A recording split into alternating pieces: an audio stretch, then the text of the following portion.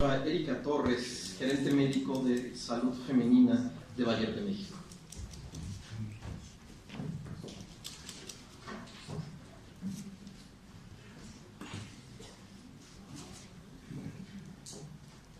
Gracias. Hola, buenos días a todos.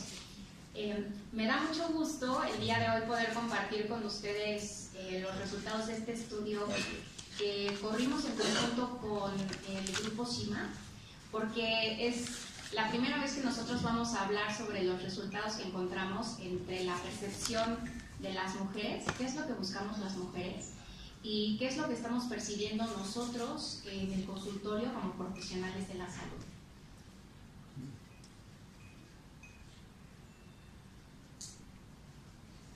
Ok, entonces este estudio se llama TANCO y es pensemos en las necesidades que se tienen en la anticoncepción.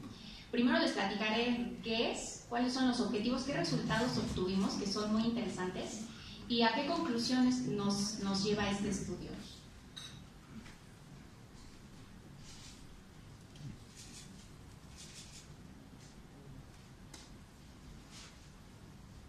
Ok, este estudio fue un estudio en donde se realizó una encuesta, que fue una encuesta global en donde yo les voy a presentar el resultado del capítulo México. Participaron 14 países, que ahora les voy a compartir cuáles fueron, y lo que se buscaba era identificar las necesidades de anticoncepción en las mujeres versus lo que los ginecólogos o los profesionales de la salud percibían en la consulta médica. Esta frase me gustó mucho, que es la necesidad actual versus la opinión expresada. Realmente es esta parte de lo que yo estoy diciendo en la consulta, pero cómo lo está recibiendo mi médico realmente. Los objetivos que tuvo esta encuesta fue comparar el nivel de consejería en temas de anticoncepción e identificar qué métodos de planificación son los que prefieren las mujeres y cuáles son los que se prescriben con mayor frecuencia por parte de los ginecólogos, cuál es el grado de satisfacción que se tiene con los mismos, y algo muy interesante es evaluar cómo se estima el desempeño de la consejería anticonceptiva, es decir, de estas recomendaciones que se emiten sobre los métodos de planificación familiar dentro del consultorio. ¿Cómo lo percibe la mujer cuando el doctor se lo explica? ¿Y cómo percibo yo como profesional de la salud que lo estoy haciendo con mis pacientes? Participaron ginecólogos, mujeres de entre 18 y 49 años. Esta fue una encuesta en línea y fue una participación anónima y voluntaria. Participaron en total más de 800 ginecólogos y fueron poco más de 8,000 mujeres las encuestadas. En nuestro país participaron 50 ginecólogos y los resultados que yo les voy a compartir son los resultados de poco más de 1,000 mujeres encuestadas en esas consultas.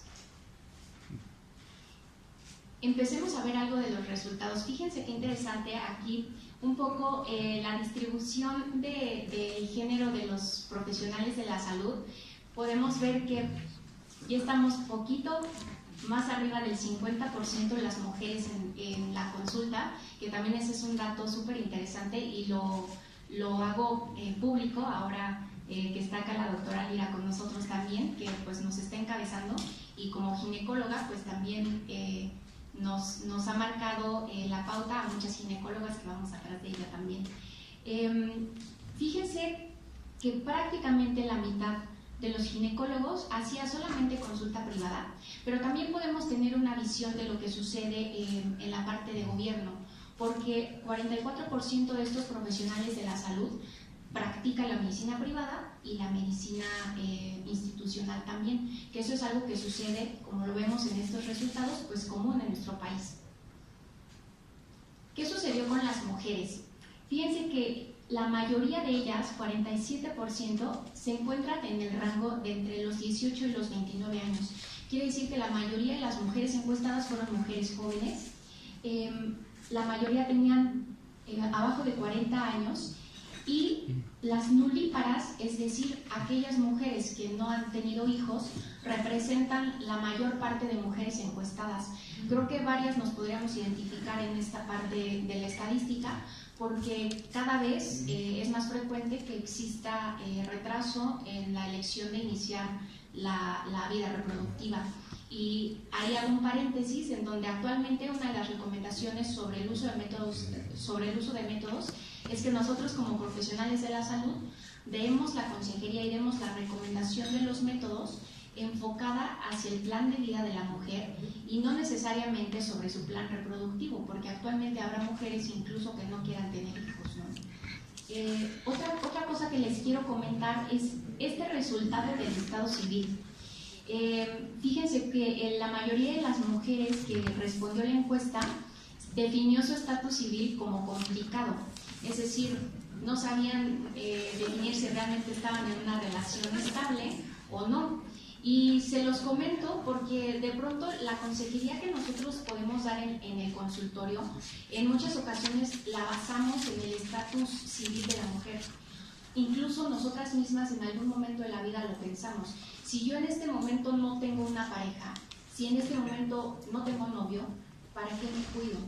Y les comparto un porcentaje que es, si yo tengo actividad sexual sin utilizar un método de planificación familiar y tengo relaciones sexuales, tengo un riesgo del 85% de quedar embarazada en el siguiente año.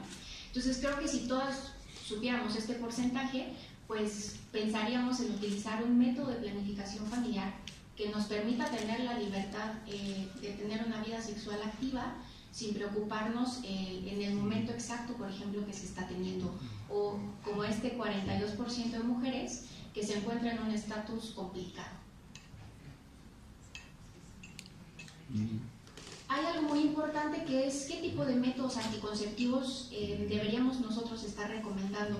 Y aquí hago una pausa para decirles que actualmente los anticonceptivos los podemos diferenciar como anticonceptivos de corta duración o anticonceptivos de larga duración.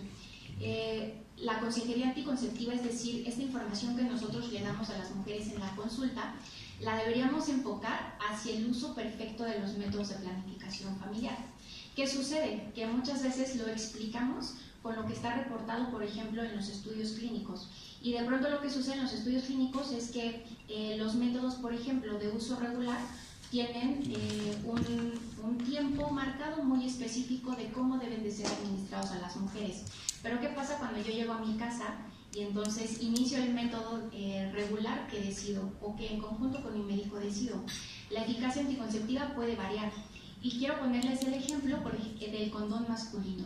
Fíjense qué brecha tan amplia existe entre la eficacia anticonceptiva cuando el método se utiliza de manera perfecta y la eficacia que existe cuando el método se utiliza de manera habitual. ¿Qué tienen en común todos estos métodos? Que tienen la intervención por parte de las o los usuarios. Lo que sucede con los métodos de larga duración es que es este grupo de métodos en el que se quita la intervención de las usuarias, por lo que su eficacia anticonceptiva se ve altamente elevada. Y son este grupo de métodos que tenemos acá abajo. Entonces, si ustedes se fijan, aquí las barritas prácticamente están paralelas, porque se ha quitado la intervención de las usuarias. Es por eso que estrategias tanto nacionales como internacionales hacen la recomendación de que este grupo de métodos anticonceptivos deben ser la primera elección para la prevención del embarazo no planificado. Entonces, los denominaremos como LAC, que son los anticonceptivos de larga duración, y haremos referencia a este grupo, dentro de los que se encuentran, por ejemplo, los sistemas intrauterinos o la anticoncepción intrauterina y los implantes subtérmicos. Y aquí empieza algo interesante con respecto a los resultados de este estudio. Fíjense cómo con la percepción, les pongo el ejemplo aquí de la anticoncepción intrauterina. ¿Qué piensa el médico y cómo lo percibe realmente la mujer? Podemos ver aquí que los ginecólogos percibieron que la mayoría de las mujeres tenía un dominio o un conocimiento que no era tan bueno de este método. Sin embargo, las mujeres lo veían al revés. Ellas referían que tenían un conocimiento adecuado de este método de planificación familiar.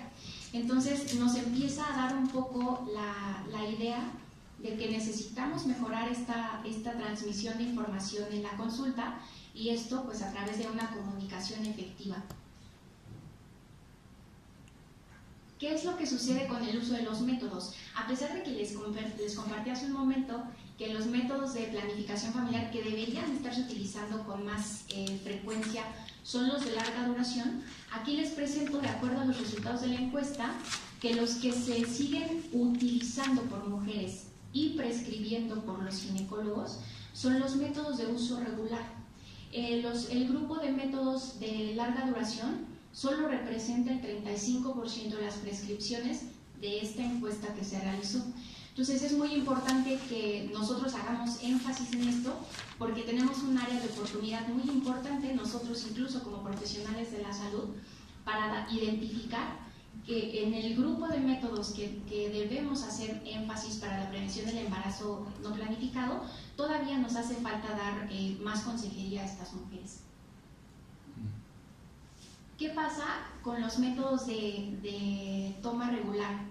Les compartía que los métodos orales fueron los más frecuentemente tomados por las mujeres y los más frecuentemente prescritos por parte de los médicos. Pero fíjense qué sucede, que muchas mujeres olvidan 1 o 2 veces la píldora, 3 o 4 veces o más de 4 veces. Es por eso que en la tablita que les ponía previamente, pues la eficacia anticonceptiva se ve altamente incrementada cuando quitamos la intervención de las usuarias, porque pueden sufrir olvidos. Entonces, fíjense cómo se modifica un poco la parte de la percepción de las preocupaciones. ¿Qué impacto tiene esto en las mujeres? Pues que yo me siento estresada, me siento nerviosa o me siento preocupada cuando se me olvida tomar una de las píldoras. ¿Y qué pasa cuando se me olvida? Nosotros como profesionales de la salud o como ginecólogos pensaríamos que nos van a marcar, y algunas veces sí te marcan, fines de semana, mensajito o llamada, pero fíjense lo que ellas piensan en realidad. Solamente el 34% contactó a su ginecólogo y nosotros pensamos que más del 70% de las veces ellas nos van a avisar. Entonces, en esta falta de comunicación entre las mujeres y el ginecólogo, pueden irse de repente insatisfacciones con el método actual. Si yo de pronto me doy cuenta que se me olvida tomar la pastilla 1 o 2 veces al mes, pero lo percibo como algo, bueno, me pongo nerviosa, pero bueno, ya me bajó. No le avisé a mi ginecólogo y cuando voy a la consulta, entonces él no retoma esta parte de intervenir nuevamente conmigo para decirme, oye, se te está olvidando mucho la pastilla, veamos si podemos utilizar un método en donde tú tengas un mejor apego, dado que en este momento no buscas un embarazo. Como dato interesante, el 26% toma la píldora olvidada al mismo tiempo que la siguiente. Y es ya como una receta. Se me olvidó hoy, bueno, me la tomo mañana en la mañana junto con la que sigue, ¿no? Después, el 25% continúa tomando las píldoras de manera normal. Bueno, ya, alguna vez no me pasó, el mes pasado se me olvidó, me bajó, y este mes me la vuelvo a tomar, me sigo tomando el blister como va. Aquí es cuando nos empieza a dar curiosidad qué dice el papelito que viene adentro de la cajita. Entonces, el 14% lee lo que dice la información de las píldoras y el 13% utiliza un segundo método porque se queda ya altamente preocupada. Aquí hay un punto importante. Este grupo de mujeres también toma la píldora de emergencia a pesar de que ella está utilizando un método de planificación de toma regular. Entonces, realmente es muy interesante que nosotros deberíamos estar identificando estas insatisfacciones con los métodos anticonceptivos para ayudarle a nuestras pacientes a que tengan una mejor satisfacción con el uso de los métodos. ¿Qué tan frecuente es que las mujeres tomemos la píldora del día siguiente? Pues fíjense que las mujeres refirieron que el 58% de ellas alguna vez, y varía de entre 1 a más de 3 veces, el 58% refirió que la había tomado. Y nosotros tenemos una percepción menor del uso de la pastilla de emergencia. Entonces es muy importante que retomemos esta parte en la consejería y en la consulta médica, y que nosotros también demos esta consejería proactiva, que no esperemos a que la mujer que viene por otro diagnóstico me diga, oye Erika, cuéntame algo sobre los métodos anticonceptivos, sino que yo de forma proactiva levante la mano y diga, bueno, eres una mujer que viene conmigo por otra causa de consulta, pero estás en edad reproductiva, estás en riesgo de tener un embarazo no planificado, eres mi paciente, sé que en este momento no te quieres embarazar, busquemos un método que te ayude a completar tu estilo de vida, que se ajuste a tu estilo de vida y que te ayude a completar las metas que tú tienes. Hasta más del 50% ha utilizado la píldora de emergencia. Entonces es una cifra que es alarmante porque veamos que es un grupo de mujeres que ya utiliza un método de planificación familiar.